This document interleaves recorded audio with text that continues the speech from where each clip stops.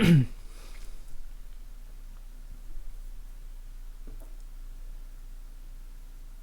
am live. Hello everybody, it's your boy.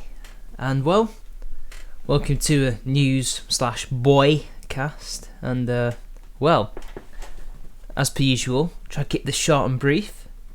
Also because of the cold that I've had recently.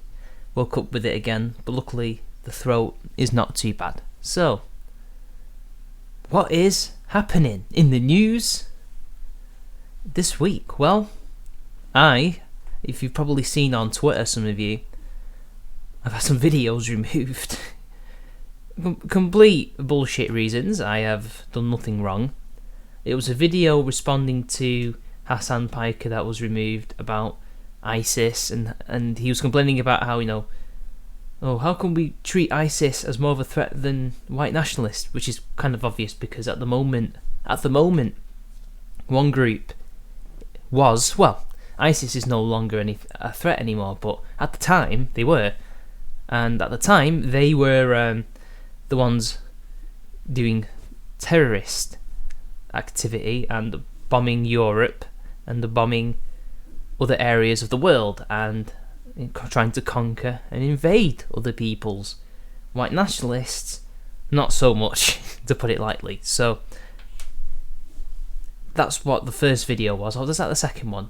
It was both within a minute of each other, and another one was responding to a black nationalist who was given the platform on the BBC to spout his racist bullshit, and apparently that can't be allowed on YouTube anymore because I guess these people are a protected class. So communists and black nationalists are protected classes on YouTube. Well, imagine my shock, guys. I mean, what did you expect? So luckily, YouTube were graceful enough for me to not even strike me. So I have no strikes, hence why I can stream, which is all well and good, but I would much rather have those videos up.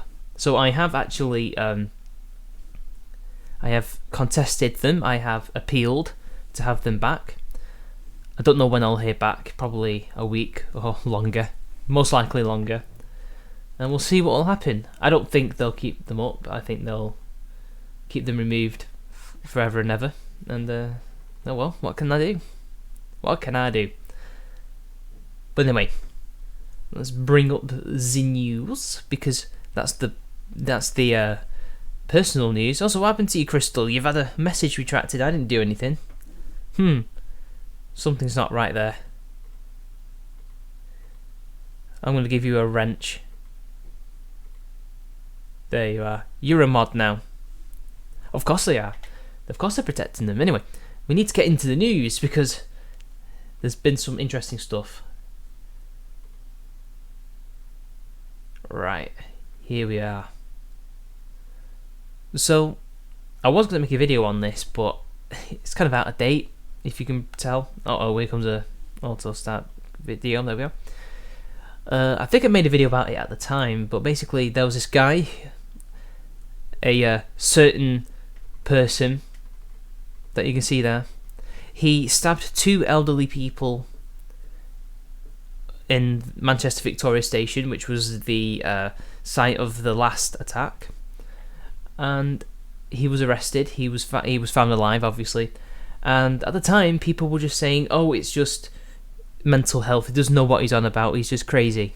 Well, he's literally now just appeared in court over the past couple of days.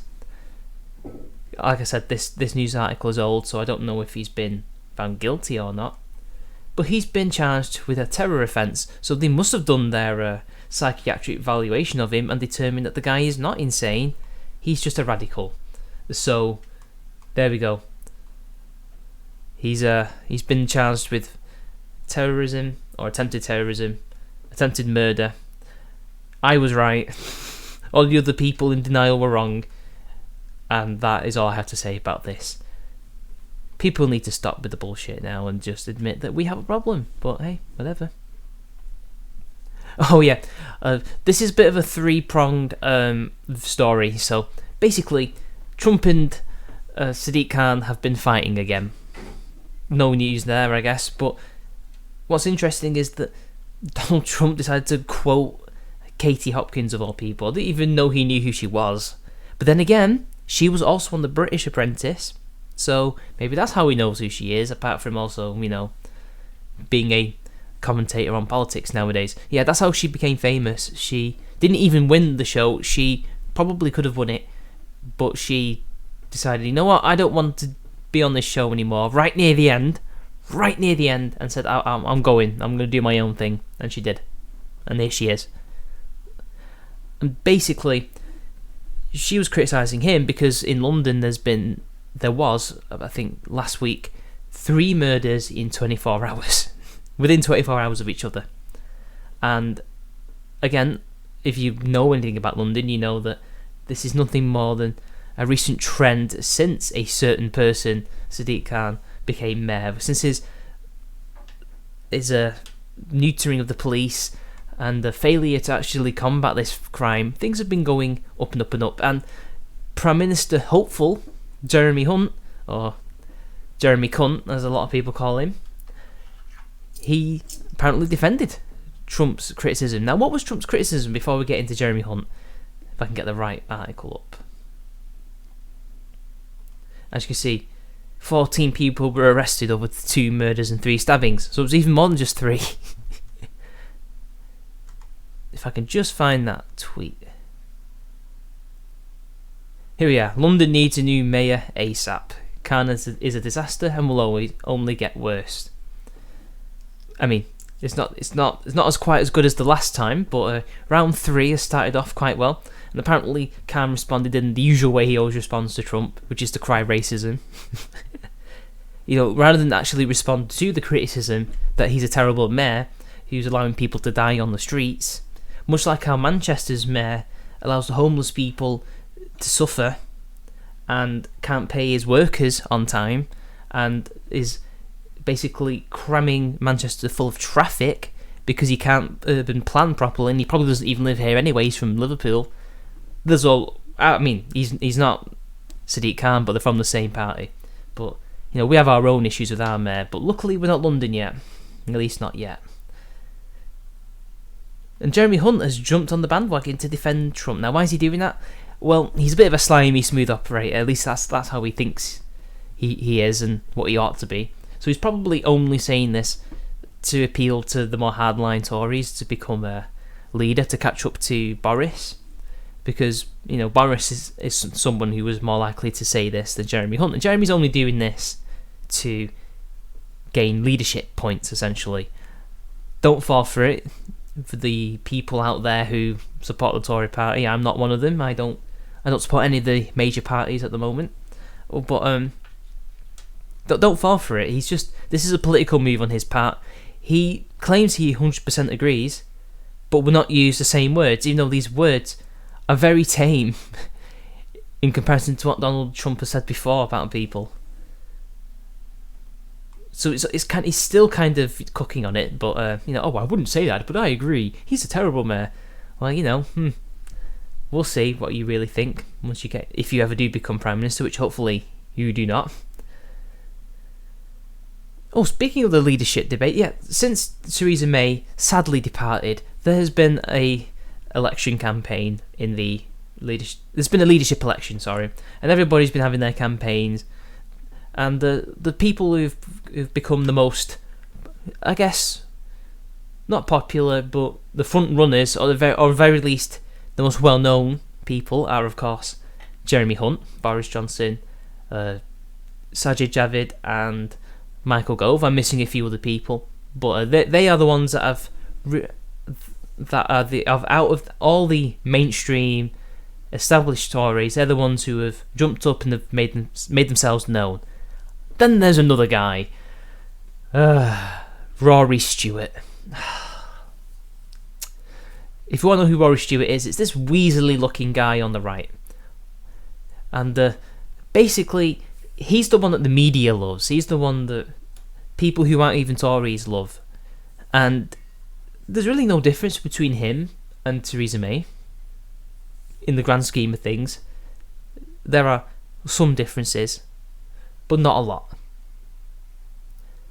And for some reason, this guy, who is essentially what they call a wet, there are the hard Tories and there are the wet Tories, and there's the high Tories and the low Tories. I think the low and the wet and the high and the hard. I might be getting the hard thing wrong, but essentially they're the same things on opposite sides. And he's a wet. Yet people are passing him off, kind of like how they successfully passed off Macron as like this completely different alternative to what's going on. Oh, and breaking news, as you can just see, guys, Dominic Raab was knocked out of the Tory leadership race. I totally forgot about him. He was another one who did fairly well. He's the one that's technically the R guy of the whole culture war thing, but he's not done it. He's not been able to advance to the next round. So unfortunately, he's failed. So that leaves Boris and the others that I mentioned. Now, Rory Stewart, despite having all this media support, and even people outside of the party supporting him on the left, he only managed to get 19 in the first round, but it was just enough to keep him in. So I assume he must still be there, because I can't see anything that says that he's not gone through. So he must have gotten more votes as all the wets start to vote for him and the others. I don't know who's leading so far. I assume it's probably Johnson. But what's interesting is they did a debate, and they had a leadership debate. Now, I didn't get a chance to watch the debate, so I cannot comment on the debate itself as in terms of what people said and stuff like that, and who did well and who did not do well. But what I can say is that Boris Johnson didn't turn up. For some reason, he didn't turn up. I don't know why he didn't turn up. I don't know if anybody has figured it out yet. Probably have.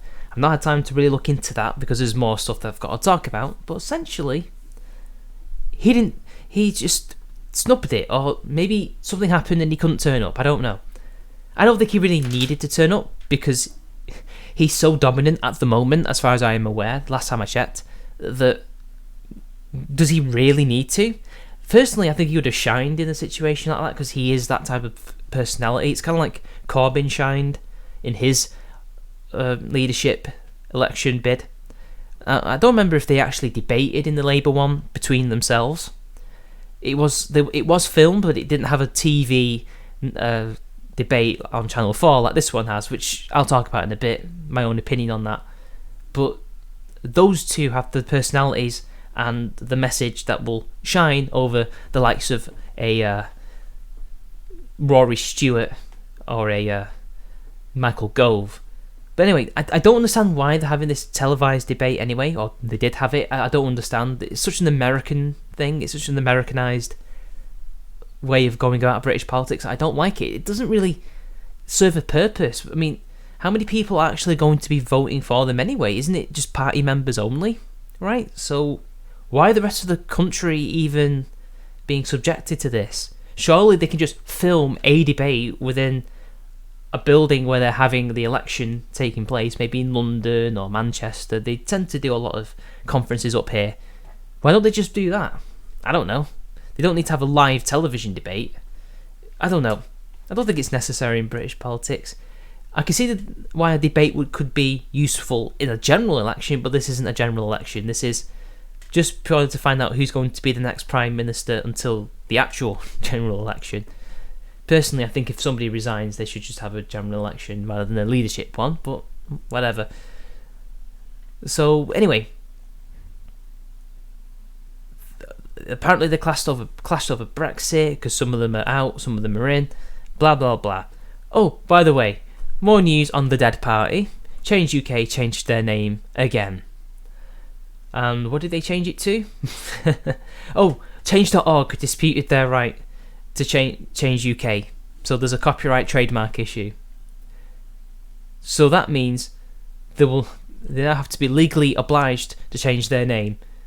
And apparently they're now called the Independent Group for Change.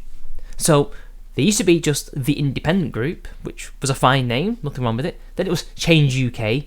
Then it was Change UK, the Independent Group, and now the Independent Group for Change. You know what? I was wrong in my video about them. They are actually a party of change. Name changing.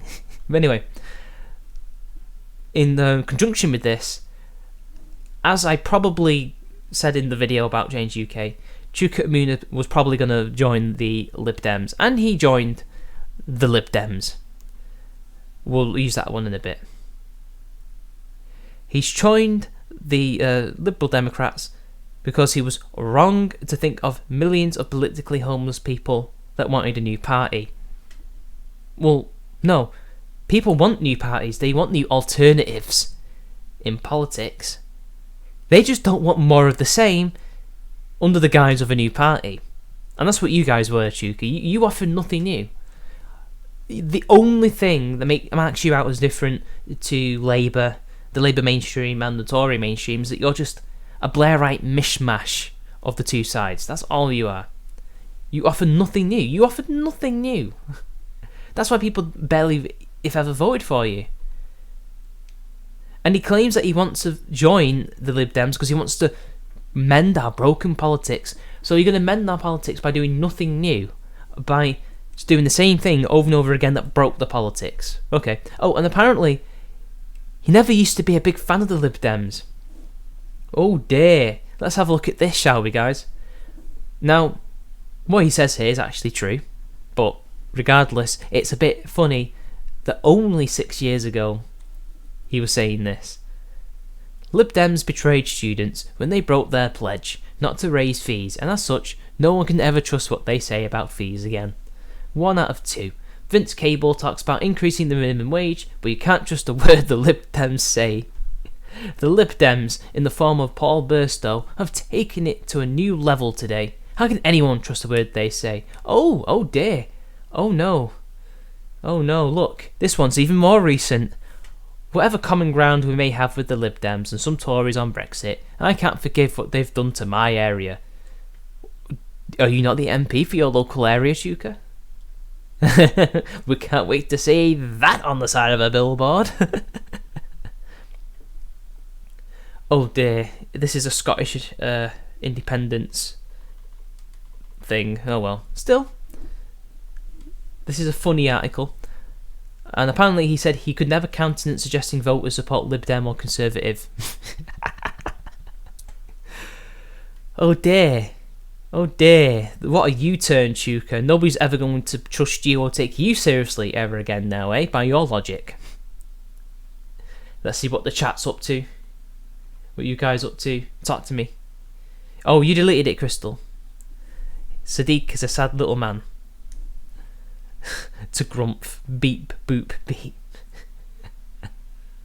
Are they changing to national? Oh dear. Oh dear, soup. Oh dear. We can't be saying such things on YouTube. We can't be saying such things, otherwise we will annoy the YouTube gods. But anyway, they're not really. It's hard to explain the Lib Dems. They're not quite Labour yet, but they're very mainstream. They're not conservatives. They're progressives, I guess. It's hard to explain the Lib Dems because they've gone through many different guises over the past couple of years as they joined the Tories and became basically neoliberals, and now they're kind of closer to Labour, but they're not quite Corbyn. They're kind of in the middle. Yet they're not so far to the left that Chuka Umunna can join them, because he left Labour initially because he didn't like the fact that Comrade Corbyn was now in charge, while they're slaughter. Now, here's an interesting story that a lot of people will be interested in. I will be making a video on this, but all I can say is that it's happening at some point. I think that she has the right to make the joke about this Jo Brand making the battery acid joke, but I don't like the hypocrisy around it, how all these mainstream comedians came out and defended her, but they can't defend somebody like Danny Baker, they can't defend somebody like Dan Killer, or anything like that. Did they even defend Graham Linehan just for having an opinion? He didn't even make a joke, he just expressed an opinion, and he got investigated by the police. Did they even back him? I don't remember them backing him. They may have done, but it seems like they've forgotten. But they'll defend Jo Brand. So, wouldn't even rape is bad, but I would throw battery acid is not bad. So not wanting to do something is bad, but I want to do something is good. it's nice to know where these people stand on moral issues and what they consider to be jokes. Saying that you would never do something ever is bad. Saying that you would do something, okay, got it, BBC, I've got it. And what I find funny is that they're only doing this because she's one of them. And I think, honestly, if she was male, even though she does look male, I know you think, I know, it's hard to believe that is a lady. I think if she was male, she would have been sacked, because Danny Baker was sacked for what was essentially a joke about class. He was not making a joke about the race of the new royal member of the member of the family, but they're mixed race. But even then, nobody calls mixed race people apes. That's not a slur against mixed race people. Doesn't make sense. But whatever. He was just saying, oh, a new toff, a new oaf in the royal family. What's new here? And he gets sacked for that. And he didn't even do it on the job as a BBC presenter. He did it in his own time, as far as I'm aware. Yet she did this on a radio show called Heresy. It's like a BBC4 radio show. Apparently, it's not actually that funny. And apparently, a lot of the comedians that have been on there don't actually joke that much. I don't know. I don't listen to Radio 4. I remember somebody once told me that you would definitely start listening to Radio 4 as you get older and get fed up of TV. Well, I guess I didn't factor in the fact that I've got podcasts nowadays, so I don't need to listen to Radio 4. Let's see how the chat is doing again. Joe Brand looks like Big Red in 20 years. It's very true, that, actually. Graham Linehan is still my number one choice for the live-action Hunchback, if Disney still makes it. He's a bit too old, but I can see it. Let's see, can we go for half an hour, do you reckon, guys? Half an hour, maybe? Finishing 9 minutes? Now, there was one Twitter thing that happened, but I might have lost it. Oh, yeah. I've lost it. Well, here's one... There was two things that happened before we get into this one about Anita Sarkeesian. Firstly, two things started trending on Twitter or in Britain. One was something to do with the Jews, and it didn't look very flattering. And the second one was about the deputy leader. Now, in regards to the one about the Jews, basically there's this like Labour Twitter account that was attacked allegedly by, this is what the left wingers were saying, the Labour supporters were saying on Twitter, by right wing Jews and non Jews for being anti-Semitic. Although apparently it was being run by a Jewish person, but I cannot confirm because, well, they don't say who they are. But apparently something was said that made these alleged right-wingers angry, and it started trending on Twitter. And it was one of the weirdest things I've ever seen. And now I can't find it. It must be here somewhere. I have it somewhere. No, it's gone, unfortunately. But basically they were saying, oh, how can they be anti-Semitic if it's run by a Jew, even though I don't know if they actually are. They could be lying. Or maybe there's a person on there. But I think it just speaks volumes again that the Labour Party just cannot get away from these allegations. And this constant spectre of racism and anti-Semitism in their party. This is the same party that was giving people discounts purely based on race. Like, are you sure? And again, this is the same party run by Jeremy Corbyn, who supports Hamas. He supports literal Islamic terrorists who don't like the Jews and want to destroy Israel. So, I don't know. I thought that was the weirdest, strangest thing to be trending in Britain. And then the one with Tom Watson was, apparently there's been some politicking going on in the Labour Party, and apparently this guy's a bit more of a Blairite than he is a Corbynite, and apparently he always tries to backstab Corbyn. I don't know. There's not much of a difference between him and Corbyn, really. And if I am right, he was the guy that tried to petition Google to ban certain people. I think that was him. I might be wrong. So again, there's not much of a difference between them anyway. And if he is, maybe he wants to become leader. If he is trying to backstab Corbyn and McDonnell and all those other people, I don't know. I don't look too into Labour Party drama. But if he's causing issues, then just get your popcorn out, guys. So anyway, Cyberpunk 2077 is going to be a massive game next year. It's coming out on, is it spring 2020? I might be wrong.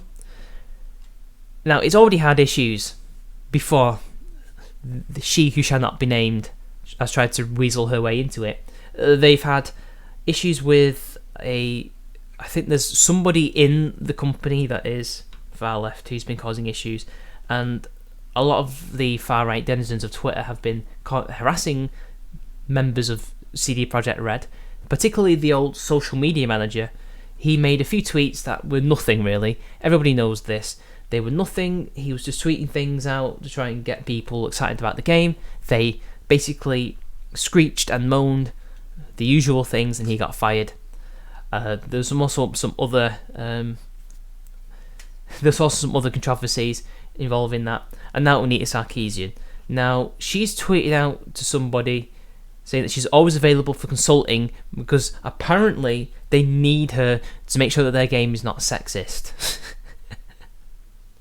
And apparently, nudity isn't a problem, but it's about how it's represented and what values it has in the overall narrative. So basically, she wants to get into the game. She wants to join CD Projekt Red just so she can control it, and that it's popular. It'll be a popular game. She will get more popularity so she can regain some of the public notoriety or popularity that she used to have back in the day. She's withdrawn back into the background in many ways recently, which is actually, I think, probably best for her because she can do more damage behind the scenes, not causing issues in public and making herself look like an idiot like she is now. I honestly think that she probably did more good not being public than being public, and now she's made a mistake and has outed her intentions to try and take control of CD Projekt Red's development and try and steer it into a path that is more acceptable to her and to change it. Because remember, as I've always said, these people are parasites, people like her. Their job is to infiltrate and control things for their ideology. That's what they do, and that's what she's doing here, but she's being open about it. And again, it's not a conspiracy.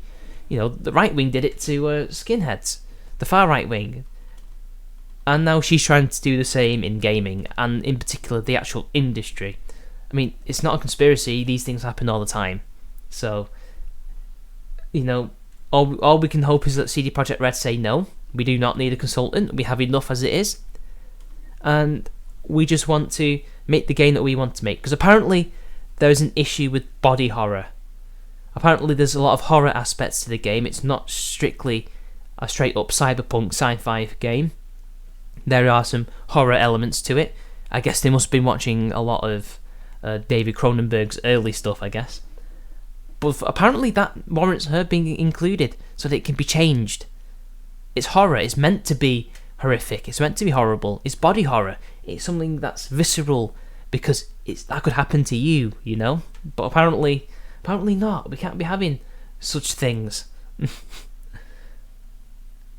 One angry game is what happens when you run Culture Warrior 24/7. I mean, yeah, sometimes, particularly the guy who wrote this article, can go a bit too far, but I don't think he's I don't think he's the worst. Fucking me, tailed feature. How you doing? 3 years ago, I would have supported Corbyn's Labour to the ends of the earth, just in the hope of getting rid of the Tories. Then I woke up to what a weirdo he is. How was she ever popular? Her work is so bland. She was. She had over, 300,000 subs? But you got to remember that when she was really popular at her height, it was when she had Jonathan McIntosh, full Macintosh, working for her. And if you look at the two's career on YouTube, if you can call it that, when he left and formed his own YouTube channel, Pop Culture Detective Agency or something, he went viral instantly. Now, I don't know if that's because he knows certain people within YouTube who will give him a heads up, like a good jump start compared to other people, or he's really internet savvy and knows his stuff and knows how to make really good and vibrant content in that vein, or he's learned from his mistakes, and now he's going, some of his videos go viral, getting millions and millions of views. So I think we all know who was the brains behind that and who made her popular. She can't do it on her own. She's better off either being the face of something or behind the scenes destroying everything. So yeah, she was popular, but only because she had somebody doing everything for her, which is ironic, isn't it, you know?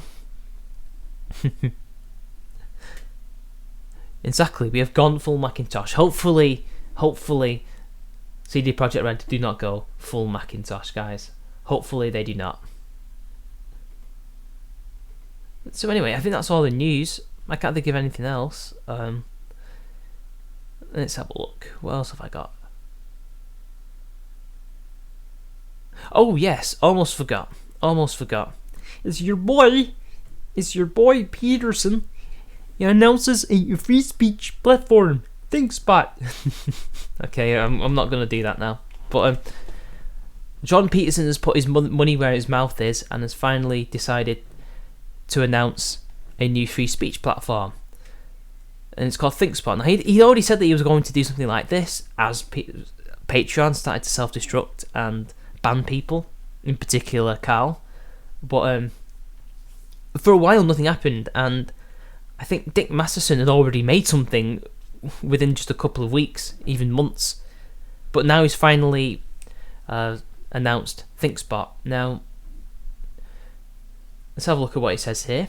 The subscription-based anti-censorship platform is being curated by a popular psychologist, John B. Peterson, and it's being marketed as a free speech alternative to payment processors like Patreon, in that it will monetize creators and also provide social media alternatives to platforms like Facebook and YouTube. So I think he's kind of actually kind of taking notes out of how Subscribestar looks like, but also it kind of gives me vibes, don't take this the wrong way guys, of Maker Support, how that was set up, because that was not just a Patreon alternative, but it could easily have become something like Minds as well, or Twitter. It looked like Twitter and Patreon combined as one, and I think that's what he's trying to do here.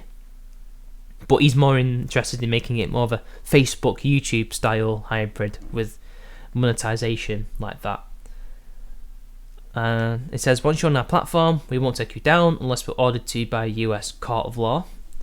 What about, I assume also any other court of law from a country, right? Or is it the US, as in, we run a US company, so we're only run by US law, which is a good thing, hopefully. Be a profound contrast to other platforms, obviously. The only other major rule he mentioned is the need to be thoughtful. Rather than suggesting that some opinions are off limits, Peterson said they will have a minimum required length, so one has to put in thought into what they write. If a minimum comment length is 50 words, you're going to have to put a little thought into it. Come on, 50 words. That's even worse than Twitter. Twitter went to shit because it has such a terrible comment length. Like, 50 words.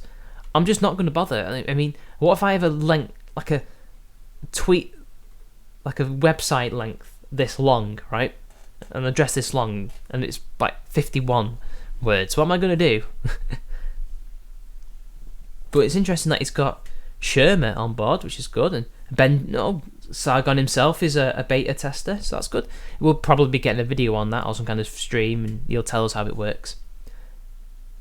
So that's good. Although Dave Rubin, whatever, he can use whatever he wants. America's a free country. So he doesn't just want famous beta testers, he wants other people, and there's a waiting list. Well, what do you think, guys?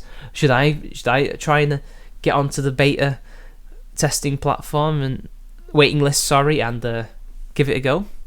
Although I don't know how I'm going to do it, because I don't have the platform to get loads of people to do it. I can't even get people to donate to Subscribestar, but I don't care about the money, it's not a problem. But maybe I should. I don't know. I really don't know. It'd be interesting. Somebody can be my test subjects. What about the banning of all male comedy writing teams at ITV? Well, I've not heard that. you'll have to send me the link, Sadiq, because I've not heard about that. Use that voice and say, "Hi ho, where's Miss P?" And why is she screaming Jeremy Corbyn? And why is he calling her Diane? Alright, I'm going to see if we can do that. Hi ho, where's Miss Piggy? What? Why is she screaming Jeremy Corbyn? And why is he calling her Diane? I was like, I don't know. I'm not doing that again, Slaughter. But anyway, I think there's one more story, because there's not much I can say about that other than I hope that it succeeds, that eventually it will be a success, and that more people can use it, and it's not going to be just, a few big creators. It's open to everybody. I hope it is. I mean, that's what it sounds like it's going to be eventually, though. I don't know if I can actually get onto the waiting list. So anyway, Parkland shooting. Everybody remembers that, right? Now, this guy, as far as I remember, is a survivor of this shooting, and he's not quite like David Hogg. In fact, he's the opposite of David Hogg, if I remember correctly. And because he's the opposite of David Hogg, or said some old things in the past, he's had his admission rescinded, and that's that, unfortunately. Now, for some reason, here we are, found it. For some reason, the National Review's website is so bad that I have to scroll down just to get to the actual titled article. Now, apparently he's had past racist comments. Now, he sent an email to the Office of Diversity and Inclusion to say why this happened and why it was wrong, blah blah blah blah blah. But what's he actually said? Where are these comments? I'm so confused. I can't find them. Let's have a look. Oh, and the worst thing was that he apologised. Never apologised to these people. Apparently he made it only 2 years ago. So what did he even say? What did you say? So he made egregious, callous comments about classmates in an attempt to be as extreme and shocking as possible. Well, I'd like to know what they were. The thing is, you can't even get into college nowadays. You can't even, because of the things that he said, which is ridiculous. Never mind the fact that he was obviously a kid, and things change rapidly when you're a kid. I'm not the same at 25 as I was at 16. In fact, I wasn't even the same at 19 as I was at 16. So apparently, all of this is relevant to your life, even though you've abandoned all of those views or things you would do. But apparently that's still relevant. That should be brought into the equation to go to college, even though you're just there for an education. They can say, well, what if he causes trouble? Well, if he doesn't cause trouble, if he's grown up and is mature, then that will be reflected in his on-campus behaviour, right? But I don't know. This is ridiculous, and I think it just shows a double standard. David Hogg could get on Twitter and say any callous thing that he wants about anything, and we'll be fine. He'll be going to university, or if he chooses to do so, if he's not there already, and will graduate in a couple of years' time and continue to do his activism, because it's the right kind of opinion, it's the right kind of activism, it's the right kind of callous things to say. But Kyle Kashov says some problematic things before he even thought about going to university. He wasn't even... did he just start high school senior? Is that what you call it over there in America? Was he even in high school senior? Was he still just in high school, about to become a senior? Was he still, a freshman? I don't know. And apparently now he has to pay the price for his dumb comments as a child. And as he's right, throughout history, Harvard's faculty has included slave owners, segregationists, bigots, anti-Semites. And if Harvard is suggesting that growth isn't possible and that our past defines our future, and Harvard is an inherently racist institution. Yeah, it is. I mean, it already is. It still is. Asian people have issues getting into Harvard because, and I think maybe another one of the Ivy League university, it was definitely Harvard, because they just view them as the same as white people and would rather have another ethnicity take their place instead. So they're being rejected and having other people take their place through affirmative action. And they've been sued for that, if I remember correctly. Some of the Asian students sued them for racism, I do believe. And that's happening today. This is happening now. So it is hypocrisy. It's racial hypocrisy. This guy can't say horrible, edgy things when he was a kid. And he can't even... And apparently that should be used to determine what his life will be like now. But Harvard can continue to be racist like it was back in the day. And apparently that's okay. Okay. Nice to know that, Harvard. Boomers forget what it's like to be 16, the story. It's not even that, it's just hypocrisy, Crystal. That's all it is. Oh, Crystal, stop retracting your stuff and let it all out. I was a twat in my 20s. Don't say it, go get her. So apparently he said it in a private chat. So he didn't say it in public. God, you can't even say things in private without it haunting you in the future. Jesus. That's just insane. You can't grow as a person. You have to basically have your past self reflect you as a person today when it shouldn't. There can be no redemption. You are basically an unperson until the day you die because of things that you said as a child. Amazing. But anyway, I think that's all I've got to say now on the matter, guys. I've said my piece. I can't think of anything else. I think we're past the 40-minute mark. So I think I'll end it there. So thank you very much for tuning in, guys. I will try and find even more stuff to talk about so we can maybe push this up to an hour, maybe. But until then, been your boy, and I'll see you later, guys. Goodbye.